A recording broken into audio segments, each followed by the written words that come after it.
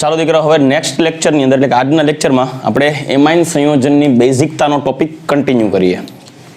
Last લેક્ચરમાં આપણે જોઈ ગયા હતા કે ભાઈ એનિલિન કરતાં એલિફેટિક એમાઇન અને એમોનિયા બંને સ્વભાવે બેઝિક હોય. એનિલિનની બેઝિકતા ઓછી છે. આ ઉપરાંત આપણે કેબી અને પી ઓફ કેબીના સંબંધે જોઈ ગયા હતા. એમોનિયાની બેઝિકતા એલિફેટિક એમાઇન કરતાં ઓછી, પણ એ એમોનિયાની બેઝિકતા એરોમેટિક એમાઇન કરતાં વધારે. યાદ એવું? એટલે એમોનિયા એના કરતાં વધારે બેઝિક કોણ હોય? RnH2. અને એમોનિયા કેના કરતાં વધારે બેઝિક? એનિલિન કરતાં. એનિલિનની ઓછી બેઝિકતાનું કારણ નાઇટ્રોજન ઉપર રહેલા અબંધકારક ઇલેક્ટ્રોન યુગ્મ બેન્ઝીન ચક્રમાં સંસ્પંદનમાં ભાગ લે છે, બેન્ઝીનમાં આકર્ષાયેલા રહે છે. એમાં રહેલો બેન્ઝીન રિંગ એટલે કે C6H5 સમૂહ ઇલેક્ટ્રોન ગ્રાહી છે. નેક્સ્ટ મુદ્દો કે ભાઈ બેન્ઝીન એનિલિન છે, એ એનિલિનમાંથી જે એનિલિનિયમ આયન બને, બેન્ઝીન રિંગ ઉપર NH3+ જ્યારે ઇલેક્ટ્રોન સ્વીકારે ત્યારે NH3+ બને. NH3+ એટલે એનિલિનિયમ આયનની સ્થાયીતા ઓછી હોય, કેમ કે તેમાં રેઝોનેટિંગ સ્ટ્રક્ચર માત્ર 2 હોય. હવે આપણે આગળ ચર્ચા કરીએ અને એ છે એમાઇન સંયોજનોની બેઝિકતા ઉપર જુદા જુદા અસરકારક પરિબળો. તો એમાં એક પરિબળ હોય ઇલેક્ટ્રોન દાતા પ્રેરક અસર, કે જેને કારણે કંઈક એમાઇનની બેઝિકતામાં ફેરફાર થશે. બીજી હોય જલીયકરણ અસર, ત્રીજી હોય અવકાશીય અવરોધ. દરેકે દરેક અસર 1 by 1 જોઈએ. આની અંદરથી કયા પેટા પ્રશ્નો બને એ પણ જોઈએ. સૌથી પહેલા આલ્કાઇલ એટલે કયું અસર બતાવશે? પ્લસ I અસર એટલે ધન પ્રેરક અસર થાય ને, ઇલેક્ટ્રોન દાતા. આલ્કાઇલ સમૂહની પ્લસ I અસરની એમાઇનની બેઝિકતા ઉપર અસર. એમાઇન સંયોજનોની બેઝિકતા પર અસર. ચલો હવે ખાસ ધ્યાન દેજો. હવે મારી પાસે એક છે એમોનિયા, NHH, એમોનિયા. બીજું છે પ્રાથમિક એમાઇન RnHH. આ કયો એમાઇન થયો? પ્રાથમિક એમાઇન. નેક્સ્ટ લઈએ સેકન્ડરી એમાઇન. ત્રીજો સેકન્ડરી એમાઇન એટલે RnRH. અને હજી એક નેક્સ્ટ લઈએ ટર્શરી એમાઇન એટલે RnRR. હવે પ્રત્યેક એમાઇન એટલે કે એમોનિયા, પ્રાથમિક એમાઇન, દ્વિતીયક એમાઇન અને તૃતીયક એમાઇન, પ્રત્યેક એમાઇન સંયોજનમાં નાઇટ્રોજન ઉપર અબંધકારક ઇલેક્ટ્રોન યુગ્મ હોય. રેડી? તમને સમજાય એ રીતે સમજાવું. હવે અહીંયા એમોનિયામાં નાઇટ્રોજન ઉપર અબંધકારક ઇલેક્ટ્રોન યુગ્મ હશે અને એમોનિયા સાથે આ 3 હાઇડ્રોજન જોડાયેલા છે, જેની પ્રેરક અસર 0 હોય. મતલબ એ ઇલેક્ટ્રોન દાતા પણ નથી, ઇલેક્ટ્રોન ગ્રાહી પણ નથી. તેને કારણે નાઇટ્રોજન ઉપર કંઈક ઇલેક્ટ્રોન યુગ્મ હાજર હશે અને એ ઇલેક્ટ્રોન યુગ્મની ઘનતાને આધારે એ ઇલેક્ટ્રોન યુગ્મનું દાન કરવાની વૃત્તિ ધરાવતો હશે. સ્વભાવે કેવો હશે? બેઝિક છે.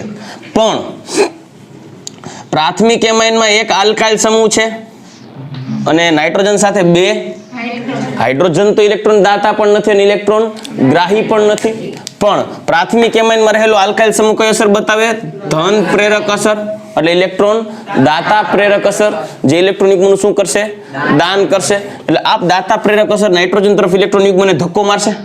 એટલે નાઇટ્રોજનની ઇલેક્ટ્રોન ઘનતા જેટલી અહીંયા જેટલી હોય, એમાઇનમાં જે એમોનિયામાં જે નાઇટ્રોજન ઉપર ઇલેક્ટ્રોન ડેન્સિટી હશે એના કરતા પ્રાથમિક એમાઇનમાં ઇલેક્ટ્રોન ડેન્સિટી વધી જશે. તો અહીંયા ઇલેક્ટ્રોન ઘનતાનું મૂલ્ય વધશે કે નહીં?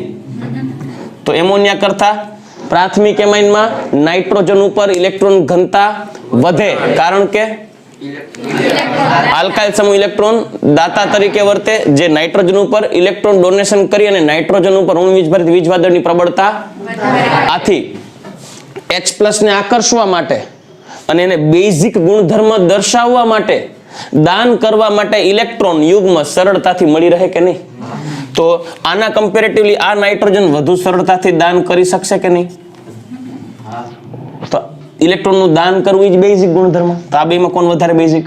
કેમ કે એના ઉપર ઇલેક્ટ્રોન ડેન્સિટી નાઇટ્રોજન ઉપર પ્રાથમિક એમાઇન કરતા દ્વિતીયક એમાઇન તરફ આગળ વધીએ તો દ્વિતીયક એમાઇનમાં તો 2 આલ્કાઇલ સમૂહ છે નાઇટ્રોજન સાથે અને 1 હાઇડ્રોજન છે અને આલ્કાઇલ સમૂહ ઇલેક્ટ્રોન દાતા હોય એટલે આ બંને ઇલેક્ટ્રોનનું દાન કરશે નાઇટ્રોજન તરફ એટલે નાઇટ્રોજન ઉપર રહેલા ઋણ વીજભારિત વીજ વાદળની પ્રબળતામાં હજી વધારો કરશે કેમ કે બંને ઇલેક્ટ્રોન યુગ્મનું દાન કરે છે આ બંને શું બતાવે છે પ્લસ I અસર એટલે નાઇટ્રોજન ઉપર ઋણ વીજભારિત વીજ વાદળ હજી પ્રબળ બને આના કમ્પેરેટિવલી તો પ્રાથમિક એમાઇન કરતા દ્વિતીયક એમાઇનમાં ઇલેક્ટ્રોન યુગ્મનું દાન કરવા માટે નાઇટ્રોજન ઉપર ઇલેક્ટ્રોન યુગ્મની ઋણ વીજભારિત વીજ વાદળ હજુ વધુ પ્રબળ બને ઇલેક્ટ્રોન દાન કરવા માટે દ્વિતીયક એમાઇનમાં નાઇટ્રોજન ઉપર સરળતાથી ઇલેક્ટ્રોન યુગ્મ મળી રહે કે નહીં તો બેઝિક લાક્ષણિકતા આ ત્રણેયમાં દ્વિતીયક એમાઇનની વધી જશે જ્યારે તૃતીયક એમાઇન ટ્રાય આલ્કાઇલ એમાઇનની વાત કરીએ તો તેમાં 3 આલ્કાઇલ સમૂહ છે અને ત્રણેય આલ્કાઇલ સમૂહ કેવા થશે ઇલેક્ટ્રોન દાતા કેમ કે 3 ઇલેક્ટ્રોન દાતા પ્રેરક અસર બતાવશે એટલે 3 ઇલેક્ટ્રોન યુગ્મનું દાન કરશે કેના તરફ નાઇટ્રોજન નાઇટ્રોજન ઉપર ઇલેક્ટ્રોનની ઘનતામાં વધારો થશે કે નહીં તો ચારેયની સાપેક્ષે વિચારો તો તૃતીયક એમાઇન સૌથી વધારે ઇલેક્ટ્રોન ડોનર બની શકે કે નહીં કેમ કે એના ઉપર નાઇટ્રોજન વધારે પ્રમાણમાં અવેલેબલ છે ઇલેક્ટ્રોન દાન કરવા માટે નાઇટ્રોજન ઉપર ઇલેક્ટ્રોન યુગ્મ તો આ ચારેયની સાપેક્ષે વાત કરીએ ઇલેક્ટ્રોન દાન કરવાની વૃત્તિ ને આપણે બેઝિકતા કહીએ તો એમોનિયા થી પ્રાથમિક દ્વિતીયક ને તૃતીયક એમાઇન તરફ જઈએ તેમ તેમ નાઇટ્રોજન સાથે જોડાતા આલ્કાઇલ સમૂહની સંખ્યામાં વધારો થાય સંખ્યા વધારે થાય મતલબ નાઇટ્રોજન સાથે જેમ જેમ આલ્કાઇલ સમૂહ જોડાતા જશે એમ ઇલેક્ટ્રોન દાતા પ્રેરક અસર બતાવે જે ઋણ વીજભારિત વીજ વાદળની પ્રબળતામાં બેઝિક લાક્ષણિકતા દર્શાવવા માટે અને ઇલેક્ટ્રોન દાન કરવા માટે તૃતીયક એમાઇનમાં નાઇટ્રોજન ઉપર ઇલેક્ટ્રોન યુગ્મ સરળતાથી મળી રહે સમજાય છે કહી શકાય કે ભાઈ ધન પ્રેરક અસર એમાઇન સંયોજનની બેઝિકતામાં વધારો કરશે તો એમોનિયાથી પ્રાથમિક દ્વિતીયક અને તૃતીયક એમાઇન તરફ જઈએ બેઝિકતા વધશે તો આના આધારે કહી શકાય માટે પ્લસ I અસર ધરાવતા સમૂહ એમાઇન સંયોજનો સાંભળજો એમાઇન સંયોજનોની બેઝિકતા શું કરશે વધારી દેશે કે નહીં તો સૌથી વધારે બેઝિક પ્રાથમિક દ્વિતીયક અને તૃતીયક એમાઇનમાં સૌથી વધારે બેઝિક કોણ થાય તૃતીયક એમાઇન એટલે એમ કહેશો કે અહીંયા RNH2 છે આ પ્રાથમિક એમાઇન થયો એના કરતા વધારે બેઝિક RNHR દ્વિતીયક એમાઇન એનાથી વધારે બેઝિક થાય તૃતીયક એમાઇન RNRR આ તૃતીયક એમાઇન એનાથી પણ વધારે બેઝિક થાય કે નહીં તો બેઝિકતાની વાત કરીએ બેઝિસિટી પ્રાથમિક કરતા દ્વિતીયક એમાઇન ને દ્વિતીયક કરતા તૃતીયક એમાઇનની વધારે હોય કારણ આપી સમજાવો તો આ કારણ થઈ ગયું શું કે ભાઈ પ્રાથમિક થી તૃતીયક એમાઇન તરફ જઈએ તેમ તેમ ઇલેક્ટ્રોન દાતા આલ્કાઇલ સમૂહની સંખ્યામાં આથી પ્રાથમિક થી તૃતીયક તરફ જતા વધતા જતા આલ્કાઇલ સમૂહ ઇલેક્ટ્રોનનું યુગ્મનું દાન કરી અને નાઇટ્રોજન ઉપર ઇલેક્ટ્રોનની ઘનતામાં આથી બેઝ તરીકેની લાક્ષણિકતા દર્શાવવા માટે નાઇટ્રોજન ઉપર તૃતીયક એમાઇનમાં સરળતાથી ઇલેક્ટ્રોન યુગ્મ દાન કરવા માટે મળી રહે આથી એમાઇનની બેઝિકતા વધારે હોય કેના કરતા પ્રાથમિક અને દ્વિતીયક કરતા તૃતીયકની એમાઇનની બેઝિકતા વધારે યાદ રાખજો આ સિક્વન્સ ખાલી પ્રેરક અસરને આધારે જ છે મતલબ જ્યારે તમને કોઈ આવો પ્રશ્ન પૂછે જો આ નોટ ડાઉન કરવા જેવી વસ્તુ છે મોસ્ટ ઇમ્પોર્ટન્ટ પોઈન્ટ જ્યારે કોઈ આવું પૂછે કે પ્રાથમિક દ્વિતીયક અને તૃતીયક એમાઇન ની વાયુ અવસ્થામાં કઈ અવસ્થામાં વાયુ અવસ્થામાં બેઝિકતાનો ક્રમ કયો તો ત્યારે લખું પ્રાથમિક કરતા દ્વિતીયક વધારે બેઝિક એના કરતા તૃતીયક વધારે બેઝિક આ યાદ રાખવાનું વાયુ અવસ્થામાં કેમ કે જ્યારે વાયુ અવસ્થામાં હશે ને ત્યારે માત્ર એના ઉપર એક જ અસર લાગુ પડતી હોય પ્રેરક અસર કઈ અસર પ્રેરક અસર પરંતુ બેઝિકતા માટે જો આ સંયોજનોના જલીય દ્રાવણ બનાવવામાં આવે આ કયું સ્વરૂપ છે વાયુ પરંતુ જો એના જલીય દ્રાવણ બનાવવામાં આવશે તો જલીય દ્રાવણ બને ને ત્યારે બીજી બે અસરો ઘર કરે, જલીયકરણ અસર અને અવકાશીય અવરોધ. તો એ અસરો પણ લાગુ પડે ત્યારે બેઝિકતામાં કંઈક ચેન્જીસ આવશે. એટલે જ્યારે તમને કોઈ એમ પૂછે જલીય દ્રાવણમાં બેઝિકતા કઈ, તો ત્યારે આ સિક્વન્સ ખોટી પડે. જલીય દ્રાવણમાં બેઝિકતા એકી સાથે અસર બેઝિકતા નક્કી કરવી હોય ને તો ક્યારે ત્રણ અસર જોવી પડે: પ્રેરક અસર, જલીયકરણ અસર, અવકાશી અવરોધ. આ ત્રણ અસરને સમન્વય કરી અને એનો રિઝલ્ટિંગ ઇફેક્ટ જોવાની, પરિણામી અસર જોવાની, એટલે પ્રેક્ટિકલી જ ખબર પડે. એટલે તમને ઓલમોસ્ટ તમે કોઈ એમસીક્યુ જો કે બેઝિકતાનો ક્રમ તો કે પ્રાથમિકથી દ્વિતીયકથી તૃતીયક એમાઇન તરફ વધે છે વાયુ અવસ્થા જોઈ. કેમ કે આ સિક્વન્સ પ્રાથમિક કરતા દ્વિતીયક એમાઇન, દ્વિતીયક કરતા તૃતીયક એમાઇનની બેઝિકતા વધારે હોય એવું માત્ર પ્રેરક અસર લાગુ પડે ત્યારે થાય. આપણા મગજમાં આ અસર પહેલેથી બેઠેલી જ હોય. દાતા સમૂહ જોડાય એટલે ઇલેક્ટ્રોન યુગ્મની પ્રબળતામાં વધારો થાય તો બેઝિસિટી વધતી જાય. આ મગજમાં સેટ હોય આપણા મગજમાં અને આપણે આ જ એપ્લાય કરીએ. પણ જ્યારે કોઈ એવો પ્રશ્ન પૂછાય જલીય દ્રાવણમાં ત્યારે આપણે હરખે આવું ટીક કરીને આવીએ. બહાર આવ્યા પછી કોઈ એમ કે યાદ કરેલું જલીયકરણ ને અપવાદરૂપ, પછી મગજ ફરે આપણો. કેમ કે ત્યારે આપણને આવડતું હોય પણ એટ અ ટાઈમ આપણને યાદ ન આવે, એટલે ચોખવટ કરી. વાયુ અવસ્થા હોય તો આ પ્રેક્ટિકલી પૂછે તો શું કરવું, તો આપણે બધા એક્ઝામ્પલ જોઈએ કે જલીયકરણ શું અસર કરે.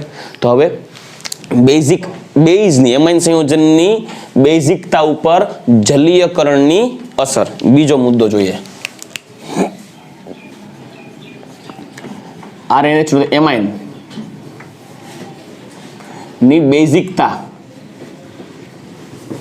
પર જલીયકરણની અસર. એટલે બેઝિકતા ઉપર શું અસર કરે, બેઝિકતામાં વધારો કરે કે ઘટાડો કરે. મોસ્ટ ઇમ્પોર્ટન્ટ પોઈન્ટ છે, જમાવટ વાળો પોઈન્ટ છે.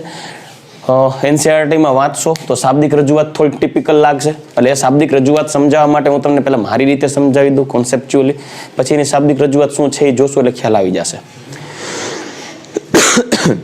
પહેલા હું તમને મારી રીતે સમજાવું. દાખલા તરીકે મારી પાસે છે પ્રાથમિક એમાઇન RNH2. ચાલો રેડી. પછી એક છે દ્વિતીયક એમાઇન એટલે RNHR. આવું થયું કે નહીં? પછી છે તૃતીયક એમાઇન RNRR અને અહીંયા આવશે ચાલો અબંધકારક ઇલેક્ટ્રોન યુગ્મ. હવે આપણે જલીયકરણની અસર જોવી છે અને જલીયકરણની અસર જોવી હોય તો દ્રાવણ બનાવવું પડે ને, જલીય દ્રાવણ. તો જલીય દ્રાવણ બનાવવા માટે આપણે આમાં શું ભેગું ભેળવીએ? પાણી, H2O. ચાલો H2O બધામાં આપણે H2O એટલે જલીય દ્રાવણ બનાવીએ તો આયનીકરણ થાય અને આ બધા તો બેઝ છે એટલે પ્રોટોનનું તો સ્વીકાર કરે જ. એટલે આમાંથી H+ સ્વીકારાઈ જશે કે નહીં? તો અહીંયા શું બનશે? RNH3 પ્લસ આ થઈ ગયું પ્રાથમિક આલ્કાઇલ એમોનિયમ આયન. થઈ ગયું ને? પ્રાથમિક આલ્કાઇલ એમોનિયમ આયન અને વત્તામાં શું બનશે? OH-. અહીંયા શું બનવું જોઈએ? RNR. H તો હતો જ, બીજો આવે એટલે H2 કે નહીં? અહીંયા કયો ચાર્જ આવશે? પ્લસ ચાર્જ અને વત્તા OH માં આ દ્વિતીયક એમોનિયમ આયન થાય. આનું આયનીકરણ કરીને જોઈએ. R3NH પ્લસ આનો H આવ્યો ને? આ તૃતીયક ammonium ion plus OH minus. હવે આપણને એમ પૂછે કે છોકરાઓ આમાં કોણ વધારે બેઝિક? જો જલીયકરણના સંદર્ભે સમજાવું. કોણ વધારે બેઝિક જલીય દ્રાવણમાં? જલીય દ્રાવણ ડાઉટ થાય ને? તો કે સર એમાં એવું હોય એ જ વધારે બેઝિક હોય જે દ્રાવણમાં OH માઇનસની સાંદ્રતા વધારે હોય. તો હવે બીજો પ્રશ્ન, કયા દ્રાવણમાં OH માઇનસની સાંદ્રતા વધારે? તો જે દ્રાવણમાં કયા દ્રાવણમાં OH માઇનસની સાંદ્રતા વધારે? તો કે જે દ્રાવણમાં OH માઇનસની સ્થાયીતા વધારે. તો મેં તમને એકવાર કીધું હતું છોકરીઓ કે ભાઈ તમારી સ્થાયીતા તમારા મમ્મીની ઘરે એટલી જ રહેશે જેટલી તમારા હસબન્ડની સ્થાયીતા તમારા મમ્મીની ઘરે હશે. જો તમારા હસબન્ડને તમારા મમ્મી ને પપ્પાની ઘરે બહુ મજા આવશે તો તમને વધારે રોકાવા મળશે. જો એને ત્યાં મજા નહીં આવે તો તમને વારે ઘડીએ કહેશે હાલો હવે ઘરે કઈ જવું, હાલો હવે ઘરે કઈ જવું.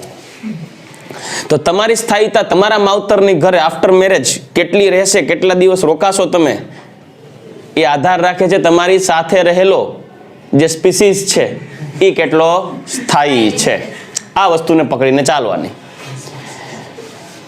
આમાં આપણે એમ કહીએ કે ભાઈ OH માઇનસ ની સાંદ્રતા જેટલી વધારે એટલી બેઝિકતા વધારે. પણ દ્રાવણમાં કયા OH માઇનસ આયનની સાંદ્રતા વધારે હોય? શું પ્રાથમિક એમાઇનનું જલીય દ્રાવણ બનાવો ત્યારે વધારે OH માઇનસ સ્થાયી રહેશે, કે દ્વિતીયકમાં વધારે OH માઇનસ સ્થાયી રહેશે, કે તૃતીયકમાં? તો કે સર એના માટે આપણે એ જોવું પડશે કે આ એમોનિયમ આયન કેવા સ્થાયી છે.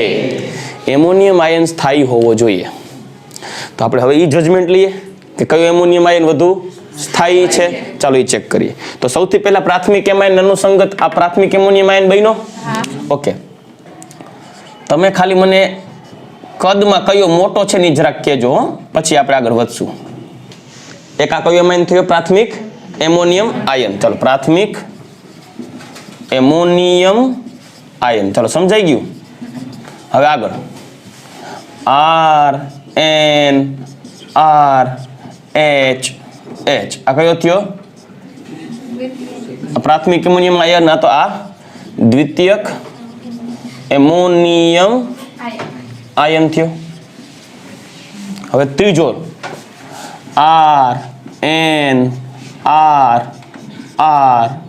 RNRH પ્લસ આ થયો તૃતીયક એમોનિયમ આયન. ચલો, પ્રાથમિક, દ્વિતીયક, તૃતીયક એમોનિયમ આયન. સ્થાયીતા ગઈ, તેલ લેવાય પછી જોશું. પેલા એ મને કહો ને આમાં કદ કેનું મોટું હોય? પ્રાથમિક નું ઓછું થશે. તો ખાલી એટલું કહી શકીશ કે પ્રાથમિક થી તૃતીયક એમોનિયમ આયન તરફ જઈશ ને એમ એમોનિયમ આયન ક્યાંથી પ્રાથમિક થી તૃતીયક એમોનિયમ આયન નું કદ વધે છે. આ વસ્તુ ક્લિયર? હવે સ્થાયીતા વધારે જોતી હોય ને, તમારા હસબન્ડને તમારા મમ્મીની ઘરે વધારે સ્થાયી રાખવું હોય ને, તો એની આગતા સ્વાગતા વધારે થતી હોય, એને સાચવતા વધારે હોય તો ફાવે. હા, જમાઈ વધારે સાચવે તો મજા આવે. તો એના માટે શું કરો, તમે ઘરે અગાઉ કહી દો, જો તમે ઈચ્છતા હોય કે હું આ વખતે જાજી રોકાવ તો તમે તમારા જમાઈને ધ્યાન રાખજો. તો હાડા ને સસરા ને જેટલા હોય ઘરે એ બધા એનું બહુ ધ્યાન રાખે. ફરતે ને ફરતે ઘેરાયેલા રહીએ, ટાણે ટાણે ખાવું છે, હજી કંઈ ખાવું છે, હાલો બહાર જવું છે, બારોરમાં જવું છે, ફલાણું ઢીકણું. સમજાઈ ગયું? ભારે ઘડીએ શું કરે, એને ઘેરીને રાખવો પડે કે નહીં, એટલે એને અંદરથી મજા આવે કે નહીં આપણને કંઈક ઇમ્પોર્ટન્સ મળે છે. એમ આ બધાને સ્થાયી રાખવા માટે જેનો આયન એમોનિયમ આયન વધુ સ્થાયી હશે એમ એ દ્રાવણમાં એ સ્થાયી રહેશે. અને જો એ સ્થાયી રહેશે તો OH માઇનસ સ્થાયી રહેશે. OH માઇનસ સ્થાયી રહેશે તો બેઝિકતા વધશે. એટલે આપણે હવે જોવાનું કયો એમોનિયમ આયન સ્થાયી છે. લાઈક આપણે એસિડમાં આવું જ જોતા યાદ કરો. હવે આ બેઝ માટે જોવાનું. એસિડમાં H3O+ ને સ્થાયી રાખવો હતો તો એનો સંયુગ્મી બેઝ જોતા. આમાં OH માઇનસ સ્થાયી જોઈએ, એનો સંયુગ્મી એસિડ આ થયો ને. ઓકે, તો હવે જોશો તમે તો ખ્યાલ આવશે. હવે આ જે છે બરાબર H, તો આ છે ને પાણી જલીય દ્રાવણ છે, તો પાણીના અણુ વાળા હાઇડ્રોજન બંધ બનાવે કે નહીં? તો આ H પણ હાઇડ્રોજન બંધ બનાવી શકે કે નહીં પાણીના અણુ વાળા? તો આ પણ પાણીના અણુ વાળા હાઇડ્રોજન બંધ બનાવશે. નીચે લખવું જોઈએ પણ જગ્યા નથી, લાંબ લખું છું બરાબર.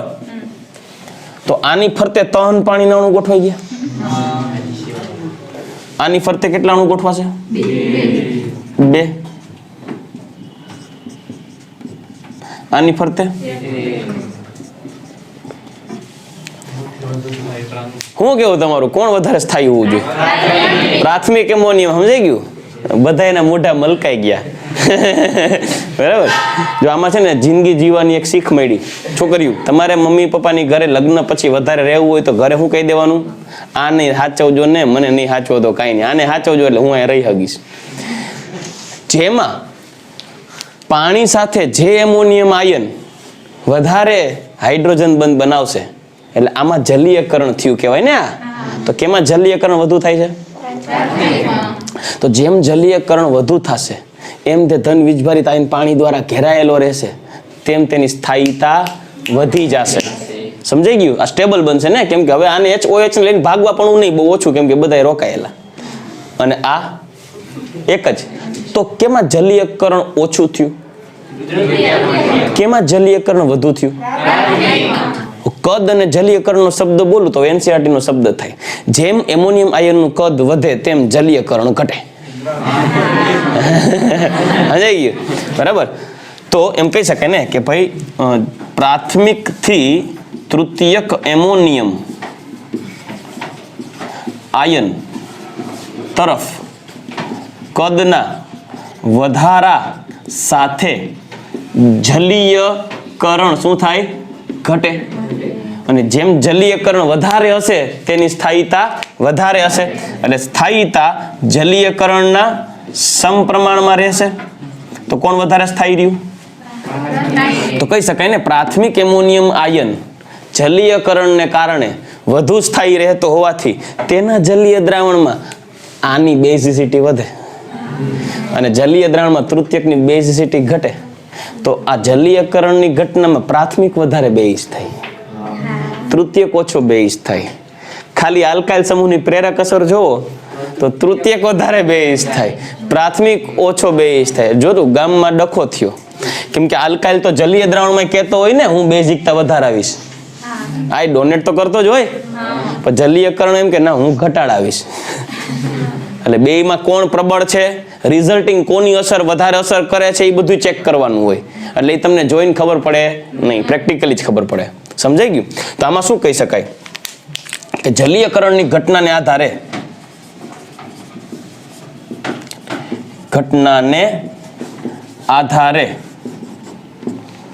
પ્રાથમિક એમાઇન થી તૃતીયક એમાઇન તરફ જતા જલીય દ્રાવણમાં તેની બેઝિકતા શું થાય? ઘટે છે ને. સમજાઈ ગયું કે નહીં? શું કામ એને ઘટ્યું? કેમ કે પ્રાથમિક એમોનિયમ આયન કરતા દ્વિતીયક એમોનિયમ આયન ને દ્વિતીયક એમોનિયમ આયન કરતા તૃતીયક એમોનિયમ આયનમાં જલીયકરણ ઘટતું જાય છે. સમજાય કે નહીં? જલીયકરણ પાણી અણુનો ઉમેરો હાઇડ્રોજન બંધ દ્વારા એને બ્લોક કરી દેવો તો આ વધારે સ્થાયી થઈ જશે. તો આ ઓછો સ્થાયી હોય તો ફટાફટ શું થાય? પાછો હોય ને પાછો ભાગે તો બેઝિકતા ઘટાડી દે. એટલે આને આધારે બેઝિકતાનો ક્રમ જોઈએ તો બેઝિકતા જલીય દ્રાવણમાં કેમાં? જલીય દ્રાવણ જલીયકરણને આધારે કાયદેસર જોઈએ તો જલીયકરણની ઘટનાને આધારે પ્રાથમિક એમાઇન વધારે બેઝિક થશે કે નહીં? પછી દ્વિતીયક એટલે કે R2NH અને પછી તૃતીયક એટલે કે R3N. એટલે આ બે ઓપોઝિટ થયા જો લક્ષણમાં. પણ જલીય દ્રાવણ હોય ને તો જલીય દ્રાવણમાં તો પ્રેરક અસર લાગુ પડતી હોય, ખાલી પ્રેરક અસર વાયુમાં લાગુ પડે. પછી જલીય દ્રાવણ બનાવે ને તો એમાં પ્રેરક અસર લાગુ પડે, જલીયકરણ લાગુ પડે. અહીંયા ખાલી પ્રેરક અસર એટલે લાગુ પડી કે અહીંયા પાણી નથી. તમને એમ થાય સર અહીંયા પ્રેરક અસરનો વારો આવી ગયો, અહીંયા જલીયકરણનો વારો આવવા દો. આ કઈ થોડી બેટ દડો રમે છે કે કેનો વારો આવે ને કેનો નહીં. અહીંયા આલ્કાઇલ છે આમાં હાજર તો એ પ્રેરક અસર તો બતાવે જ, પણ ભેગું પાણી ભળી ગયું તો એ જલીયકરણ બતાવે. હજી અવકાશી અવરોધ જોવાનો ને.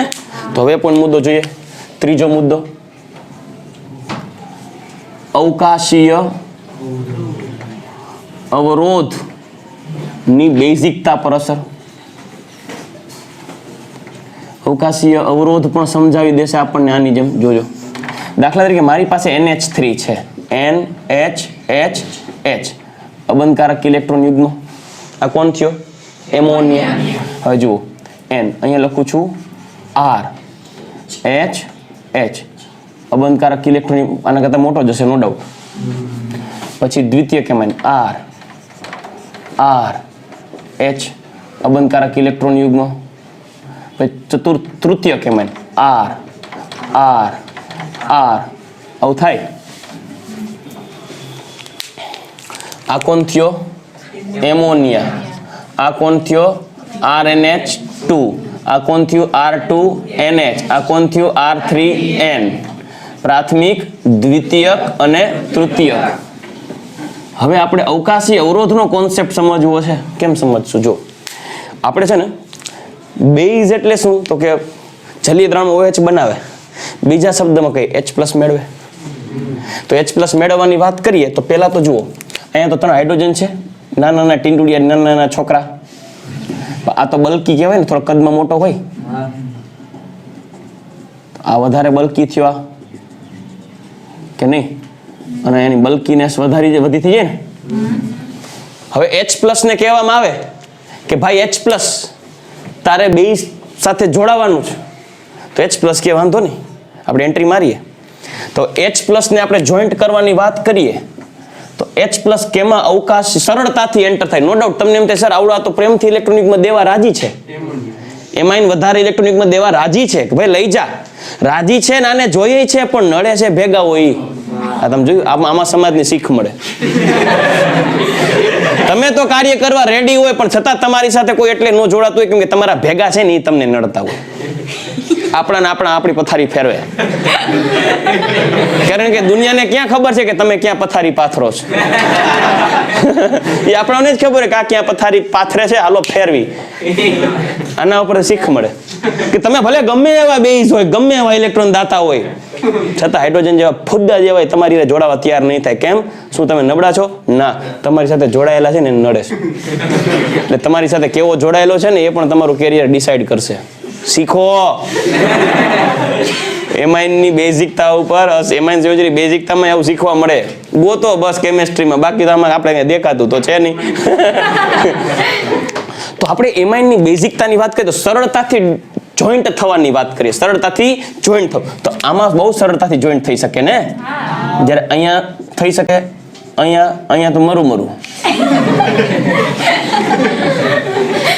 શું આ ઇલેક્ટ્રોન યુગમાં દેવાની ના પાડે છે? ના, આ તો સામેની ઓફર કરે છે, આવડો મોટો ઇલેક્ટ્રોન યુગમાં રાખ્યો છે, લઈ જાઓ, લૂંટો. પણ આ નજીક ન ચડવા દે. સમજાઈ ગયું?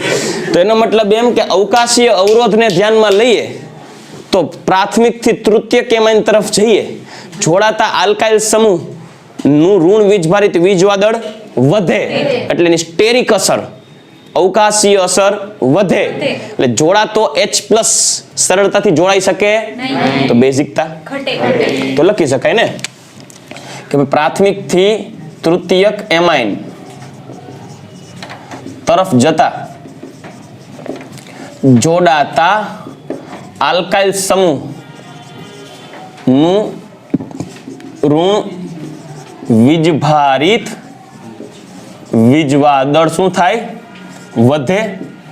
આથી જોડાતા H+ આયન પર અવકાશીય અવરોધ, જેને સ્ટેરિક અસર પણ કહેવાય, અવકાશીય અવરોધ શું થશે? વધે છે. આથી H+ સરળતાથી જોડાઈ શકે નહીં. જેમ અવકાશીય અવરોધ વધશે એમ બેઝિકતા ઘટશે ને, વધે છે. આથી પ્રાથમિકથી તૃતીયક એમાઇન તરફ જો સ્ટેરિક અસર વધે, સ્ટેરિક અસર એટલે અવકાશીય અવરોધ, સમજાય કે નહીં?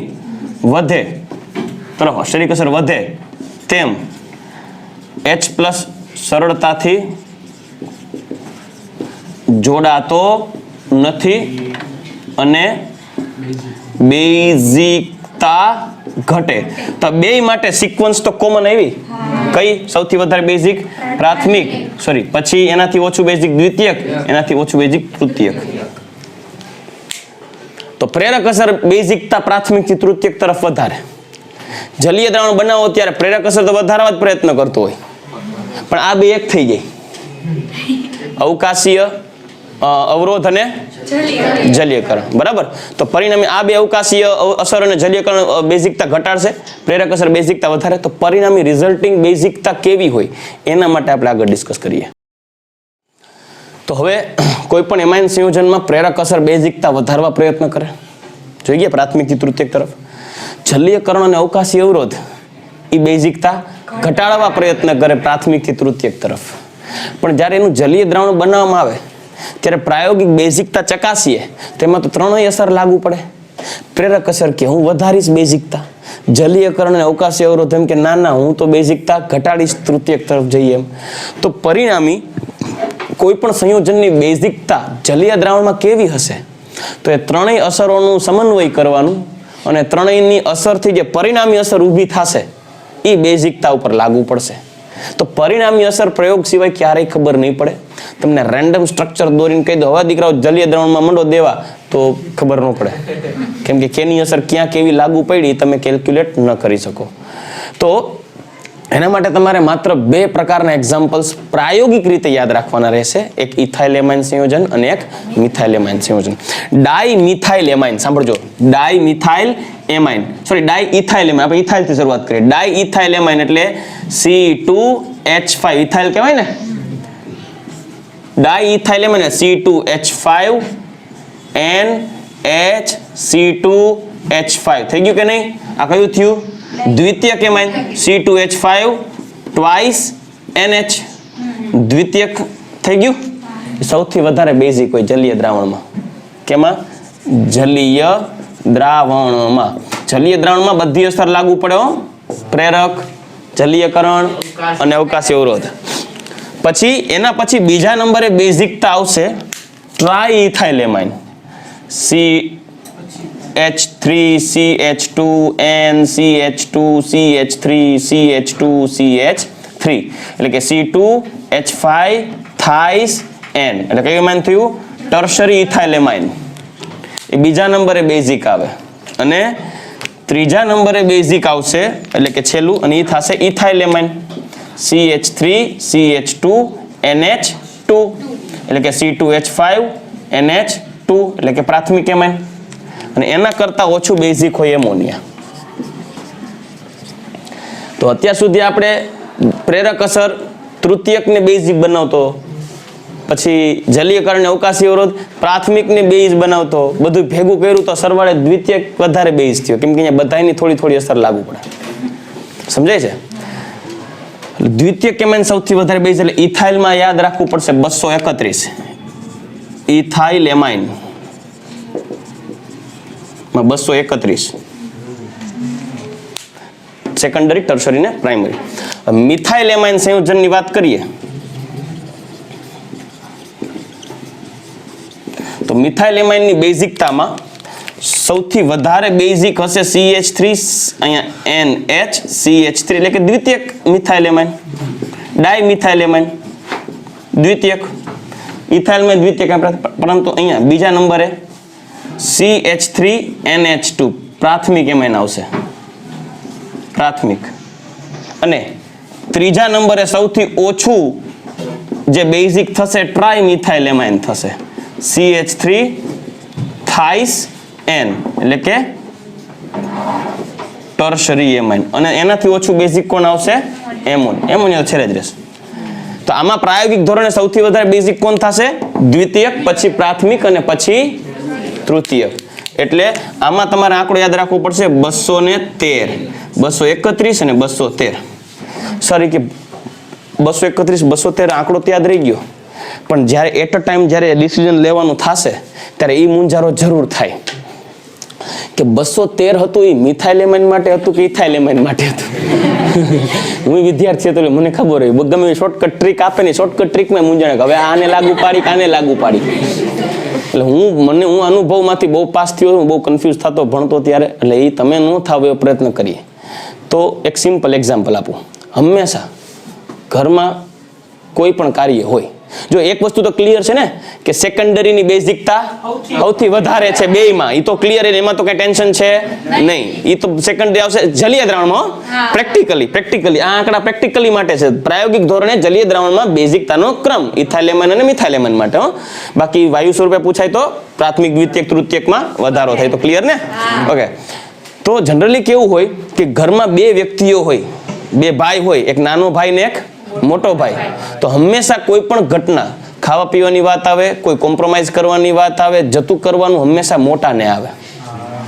કોઈ પણ ઘટના હોય હંમેશા પેલું એના ઉપર એપ્લાય થાય. દાખલા તરીકે હું ને મારો નાનો ભાઈ રવિ, અમે બે નાના હતા. સ્કૂલે ભણવા જવાનું હોય એટલે મમ્મી ઉઠાડે. સ્કૂલ બપોરની હતી એટલે 8 વાગે બે ભાઈને ઉઠવાનું, પણ વહેલું તૈયાર થઈને જવાનું. બોમ્બે ભણતા ત્યારે બસ આવે વહેલું રેડી થવાનું.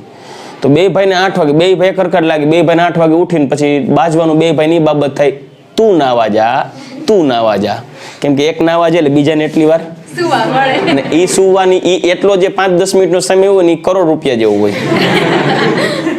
તો હંમેશા ઈ બે ભાઈના લપમાં હંમેશા સરેન્ડર મારે કરવું પડે.